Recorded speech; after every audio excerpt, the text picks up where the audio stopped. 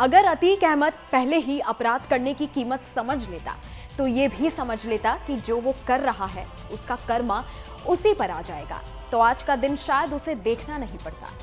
आज शायद अतीक अफसोस में होगा कि जब उसकी बीवी शाइस्ता परवीन ने उसे जेल में ही फोन करके कहा था कि असद को मत भेजो, तभी वो रुक गया होता। यही कारण है कि अब वो बेटे की मौत का जिम्मेदार खुद को मान रहा है और यूपी पुलिस से बेटे की मिट्टी में जाने की गुहार लगा रहा है। दरअसल यूपी एसटीएफ ने गुरुवार को दोपहर की अतीक के बेटे और उमेश पाल हत्याकांड में फरार चल रहे इनामी असद और उसके साथी का एनकाउंटर कर दिया।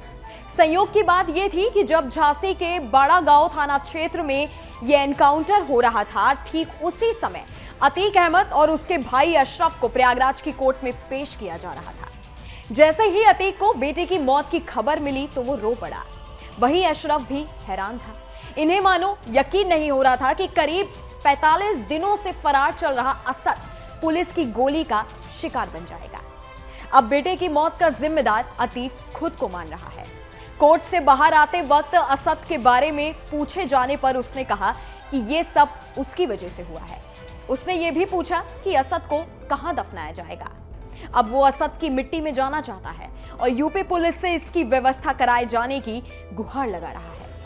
असद और मोहम्मद गुलाम आज झांसी में बड़ा गांव और चिरगांव थाना क्षेत्र के बीच पारेछा डैम के इलाके में छिपे बैठे थे। यूपी एसटीएफ के एडीजी अमिताभ यश ने बताया कि असद और गुलाम को जिंदा पकड़ने की कोशिश की जा रही थी, लेकिन इन्होंने एसटीएफ की टीम पर फायर किया। उसके बाद एनकाउंटर में मार गिराया गया। 12 पुलिसकर्मियों की टीम ने एनकाउंटर को अंजाम दिया। बताया जा रहा है कि असद और मोहम्मद गुलाम एक मोटरसाइकिल से जा रहे थे, तभी पुलिस और यूपी एसटीएफ की टीम ने दोनों को रोकने की कोशिश की थी। इस दौरान असद और मोहम्मद गुलाम ने पुलिस टीम पर फायरिंग शुरू कर दी थी। दोनों ओर से करीब 40 राउंड फायरिंग हुई और दोनों शूटर असद और गुलाम को मार गिराया गया। इनके पास से एक ब्रिटिश बुलडॉग रिवॉल्वर और वॉल्थर पिस्टल भी मिली हुई है। आपको बता दें कि उमेश पाल हत्याकांड में नाम सामने आने के बाद बीते दिनों में अतीक अहमद ने मीडिया के सामने कई सारे बयान दिए। उसका कहना था कि उसके परिवार को ना घसीटा जाए, न्याय व्यवस्था पर भरोसा है उसे। उसने अन्य कई बयानों को लेकर डॉक्टर कृष्ण दत्त ने अतीक के क्रिमिनल माइंडसेट को समझाया।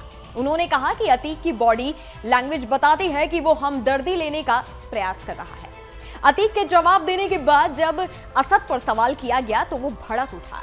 ये दिखाता है कि उसका दिमाग अभी भी सचेत है। उमेश पाल हत्याकांड में फरार असद अहमद और शूटर गुलाम के एनकाउंटर पर सीएम योगी आदित्यनाथ ने यूपी एसटीएफ के साथ साथ डीजीपी, स्पेशल डीजी कानून व्यवस्था और पूरी टीम की सराहना की। प्रमुख सचिव गृह संजय प्रसाद ने भी इस एनकाउंटर की जानकारी सीएम योगी को दी। इस पूरे मामले की सीएम के सामने रिपोर्ट भी रखी गई। इस वीडियो में फिलहाल इतना ही। हमारे यूट्यूब चैनल न्यूज नेशन पर तमाम विषय पर खबर उपलब्ध है और भी लेटेस्ट जानकारी के लिए आप हमारी वेबसाइट newsnationtv.com पर विजिट कर सकते हैं। जाते जाते हमारी वीडियोस को लाइक करना और बेल आइकन को प्रेस करना मत भूलिएगा ताकि हर न्यूज अपडेट सबसे पहले आप तक पहुंचे।